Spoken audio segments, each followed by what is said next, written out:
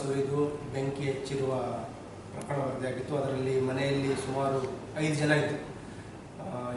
ಎರಡು ಮಕ್ಕಳನ್ನು ಒಳಗೊಂಡಂತೆ 3 ಜನ ಹಿರಿಯರಿದ್ದರು. ಟೋಟಲ್ 5 ಜನರನ್ನು ಗ್ರಾಮಸ್ಥರು ಸುರಕ್ಷಿತವಾಗಿ ರಕ್ಷಣೆ ಮಾಡಿದ್ರು. ಅವರನ್ನು ಆಸ್ಪತ್ರೆಗೆ ಸಾಗಿಸಲಾಗಿತ್ತು. ಅಲ್ಲಿನೂ ಕೂಡ ನಾನು ವಿಸಿಟ್ ಮಾಡಿದ್ದೆ.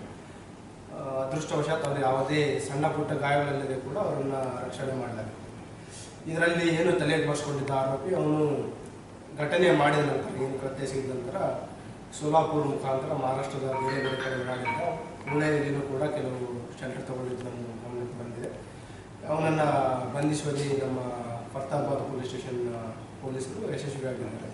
ಈಗಾಗಲೇ ಅವನನ್ನು ಪ್ರಾಥಮಿಕವಾಗಿ ವಿಚಾರಣೆ ಮಾಡಿದ್ದೀವಿ ಮತ್ತು ನ್ಯಾಯಾಲಯಕ್ಕೆ ಪ್ರೊಡ್ಯೂಸ್ ಮಾಡಿ will take him for police custody.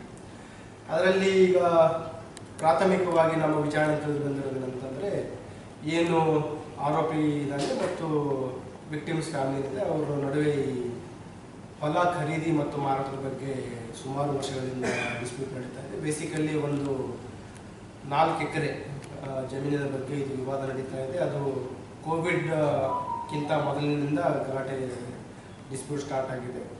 Per acre 6.5 lakh ರೂಪಾಯಿ ಅವರು ಮಾತಾಡ್ಕೊಂಡಿರ್ತಾರೆ ಮತ್ತು ಅಡ್ವಾನ್ಸ್ ಆಗಿ ಒಂದು 50% 13 lakhs ಪೇಮೆಂಟ್ ಆಗಿರುತ್ತೆ.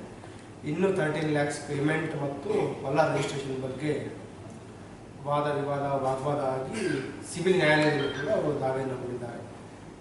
ಅದು ತಾರಕಕ್ಕೇರಿ ಮತ್ತು ಏನು ಘಟನೆಯಾಗಿದೆ ಇದ್ರ ನಡುವೆ ಅವಾಗವಾಗ ಅವರಿಬ್ಬರ ನಡುವೆ ಮನಸ್ತಾಪ ಆಗುವಂಥದ್ದು, ಬಾಯಿ ಜಗಳ ಆಗುವಂಥದ್ದು ಕೂಡ ಆಗಿದೆ. ಮತ್ತು ಗ್ರಾಮಸ್ಥರು ಸುಮಾರು ಸಲ ಅವರಿಗೆ ಸಮಾಧಾನ ಮಾಡಿ ಮತ್ತು ಏನು ಹೊಲದ ವ್ಯಾಪಾರಿಗಳು ಅದನ್ನು ಕೂಡ ಅದಕ್ಕೆ ಒಂದು ತಾರ್ಕಿಕ ಅಂತ್ಯ ಮಾಡಲಿಕ್ಕೆ ಅವರು ಕೂಡ ಪ್ರಯತ್ನ ಮಾಡಿದ್ರು. ಅದು ವಿಫಲ ಆಗಿದೆ. ಈ ಏನು ಮನೆ ಬೆಂಕಿ ಹಚ್ಚಲಿಕ್ಕೆ ಅವನು ಮುಂದಾಗ್ತಾನೆ, ಅದರ 2 ದಿನ ಹಿಂದೆನೂ ಕೂಡ ಇವರು ತೋಟದಲ್ಲಿ ಗಲಾಟೆ ಆಗಿದೆ. ಬಾಯಿ ಮಾತಿನ ಜಗಳ ಆಗಿತ್ತು. ಅದು ಅವರು ಯಾವುದೇ ದೂರು ನೀಡಿರಲಿಲ್ಲ. ಅದರ ಹಿನ್ನೆಲೆಯಲ್ಲಿ ಅವತ್ತು ಬೆಳಗಿನ ಜಾವವನ್ನು ಒಂದು ಪೆಟ್ರೋಲ್ ಬಂಕಿಗೆ ಹೋಗಿ ಒಂದು ನಿಯರ್ಲಿ 20 ಲೀಟರ್ಸ್ ಅಷ್ಟು ಪೆಟ್ರೋಲನ್ನು ಖರೀದಿ ಮಾಡಿದ್ದಾರೆ ಮತ್ತು ಕರ್ಪೂರ, ಮ್ಯಾಚ್ ಬಾಕ್ಸ್ ಎಲ್ಲೆಲ್ಲಿ ಖರೀದಿ ಮಾಡಿದ್ದಾರೆ ಬಗ್ಗೆ ಕೂಡ ನಮಗೆ ಮಾಹಿತಿ ಕಲೆ ಹಾಕಿದ್ದೀವಿ.